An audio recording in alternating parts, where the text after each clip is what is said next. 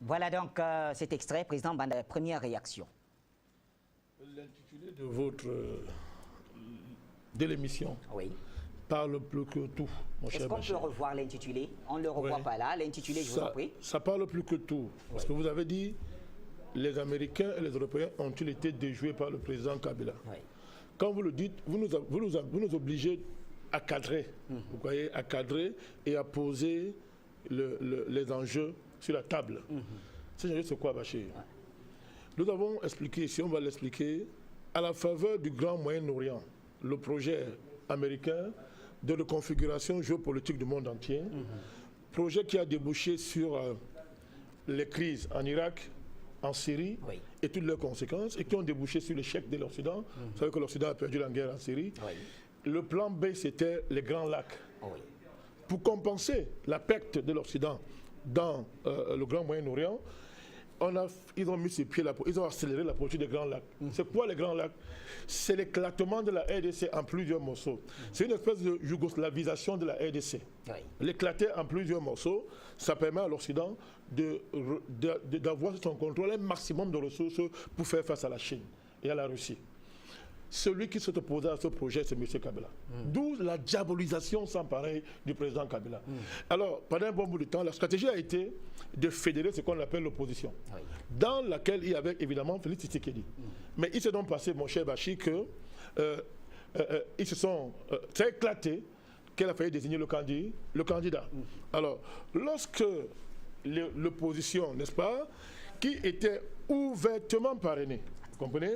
L'opposition qui était ouvertement parrainée par l'Occident, par ce qu'on a appelé la communauté internationale, et cette opposition-là a assumé ce parrainage sans état d'âme, mon cher Bachir, sans aucune honte, ils l'ont assumé. Quand ça a éclaté entre eux, évidemment, nous constatons tellement aujourd'hui que le président Tshisekedi a retrouvé, n'est-ce pas, comment on appelle ça, a retrouvé la sensibilité patriotique, et il y a eu ce que vous êtes en train de voir. Donc, visiblement, nous avons affaire là à une alliance patriotique entre le camp Kabila et le camp Tshisekedi. C'est clair. Est-ce que ce sentiment patriotique auquel vous faites allusion pourrait-on dire, prendre ses racines à partir de cet accord avorté de Genève? C'est évident. C'est évident d'ailleurs. Il y avait certaines informations que nous avions, qu'on pouvait mettre sur la table à un certain moment donné. À partir de l'échec de Genève, Tshisekedi et Kamere prennent bien conscience de l'enjeu. Parce que la manière dont Fayulu est imposé à Genève renseigne profondément Tshisekedi et Kamere sur ce qui se passe. Jusqu'à où vont nous vendre notre pays?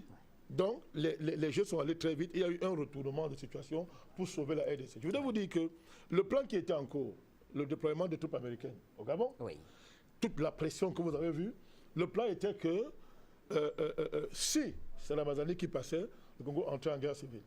Et ça rentre dans le cadre même du plan américain. À savoir, si à cette guerre civile, ils profitent pour mettre en œuvre leur projet de soudanisation du Congo, qui avait été ouvertement affirmé par la secrétaire d'État américaine, une noire, comme ça, était un potelé ainsi pour rester poli, elle était très potelée. Une certaine, ça s'appelle Dianjavi, un truc comme ça. Elle avait dit clairement ça, que voilà le projet qu'ils ont pour la RDC. Donc, mon cher Bachir, on est là devant un retournement de situation qui fait honneur à l'Afrique. Quand les fils du continent africain comprennent les enjeux, ils se donnent la main, l'Afrique est imbattable. Vous avez vu le comportement de la France? Est-ce qu'il faut commenter encore ça?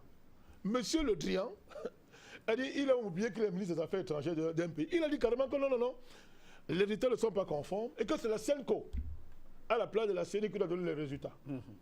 Et la CENCO, donc, dit que non, les résultats donnés ne correspondent pas à ces observations.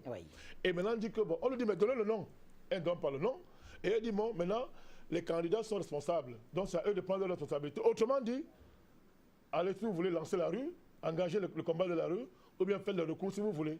Mais c'est clair, le candidat de la CENCO, c'était Fayulu. Et M. Le Drian ose carrément, la France se lève et dit, écoutez, le vainqueur de l'élection, c'est celui-ci. Désigne carrément le vainqueur des élections. Monsieur Jean-Yves Le Drian l'a fait. On aura donc les jeux sont clairs. Très bien. Les jeux sont clairs. C'est un premier jet. Nous accueillons pour la première fois sur ce plateau